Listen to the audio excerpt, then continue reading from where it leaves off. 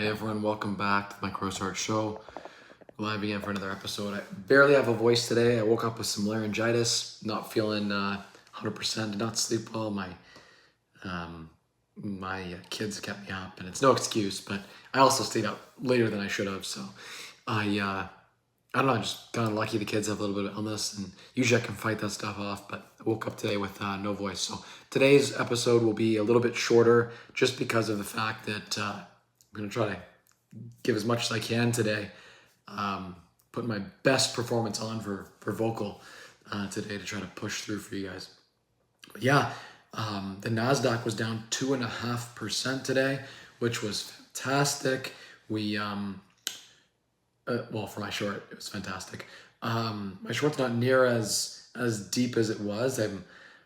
I'm defined in my max loss, so the amount I can lose is defined, which then limits how much I can make as well. So that was a risk management thing that I implemented, and I'm still seeing that short through, but managing risk. The reason for that, at least in large part, is the US, for the second time ever in history, was downgraded from its AAA credit rating down to AA+. So that's, again, only happened one other time in history, so it's not insignificant, but it's like not even a surprise. The fact they even have a AA+ is like, what? Like the only thing that makes them strong is, again, their military power, right? Like they're in debt up to their eyeballs, and with rates where they are globally, they can't afford to sustain their debt. They just can't. They would have to tax the shit out of their economy, which would crush their economy, and there would be an exodus of capital out of their investment pools, right? So, yeah, anyway, it doesn't matter. It's all really a charade anyway. So whether it gets downgraded, it isn't meaningful. But the markets were obviously in fear of that. Most of Fitch put that report out. They cited the fact that the U.S. didn't come to a proper resolution on the debt ceiling. They basically kicked the can down the road, and there was a whole bunch of spiel about that. So that's the market update on that, and the market was not positively taking that. So it's been nice to watch the NASDAQ pull back a little bit. It was frothy at 387 on the QQQ and down today to 373. So that was, a nice 15-point pullback on the QQQ. So that was nice. I would like to see a pullback to another 10% drop on the NASDAQ. And I think very likely we'll see that coming into this fall on the backs of some resurgence in inflation. So on the month and the annual. Gas prices are ticking up. Oil prices are ticking up. We're seeing housing still out of control. Interest rates are driving housing costs up. I wish that was better reported and captured in the inflation report. It isn't as captured as well as I'd like it to be. They've manipulated the report and how they present inflation so that it looks better than it is. But anyway, I still think we're going to see a bit of a resurgence, probably a 4 to 5% annual inflation read into this fall. And that will be nice because the benchmark again is 2%. So we'd be currently running at 100% higher rate of inflation than their target. And we're almost 2 years now into this. So it was transitory. Then it's like, hey, it's going to be all done in 2023. And now it continues. They need to break the economy, and the economy is resilient. That leads me to think rates will continue to stay higher for longer. Some sectors and segments are not as resilient, and they will not be doing as well going through this. So it is interesting, to say the least, about how this was going to play out. But I could definitely see some doom and gloom this fall. So, yeah, my throat's killing me. I'm going to use Q&A and try to keep today's stream a little bit shorter because I try to take some lemon honey and whatever to get my throat for this show, but I had no voice, and now I have half a voice right now.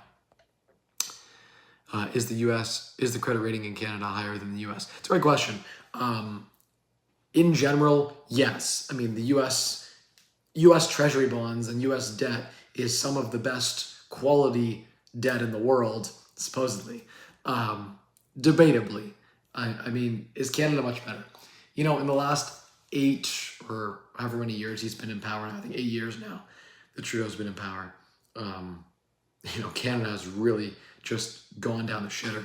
We are, more indebted than ever, and we also are struggling to make our debt payments, and tax rates have risen substantially in the last decade.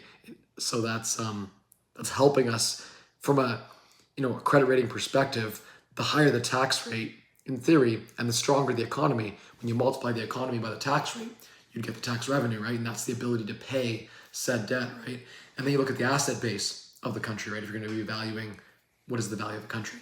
Canada has some of the largest, it is one of the largest countries in the world. I believe it's the largest farmable land and just like quality land in the world. Russia, I think, is the largest, bigger than Canada. I'm not a geography major, but I think it's Russia. Then Canada is the second biggest. But most of Russia is like friggin' Siberia, right? Like Canada has quality. We have the most fresh water, tons of natural resources, a beautiful landscape of just amazing natural resources and just good quality land. So, and our proximity is just fantastic to other countries. Globally, I think Canada could be such a powerhouse. And we're taking in 1 million immigrants a year. So we're growing by 1 million people every year just from immigration alone. And that's good for Canada. That's good for Canada long term. But Canada has really bad management. We don't invest in our country the way we should. We don't invest in our people the way we should. And worst off, we don't incentivize businesses to invest in Canada. And that's the real problem with Canada. So, yeah. Someone says US got downgraded. What's the alternative power? Thanks for streaming regardless of the sore throat. So I mean, that's true.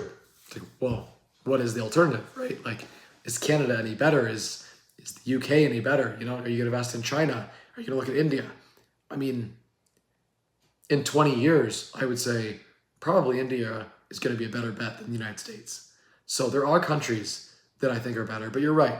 Globally, there's a strength known about the US. And most of that strength is military backed, right?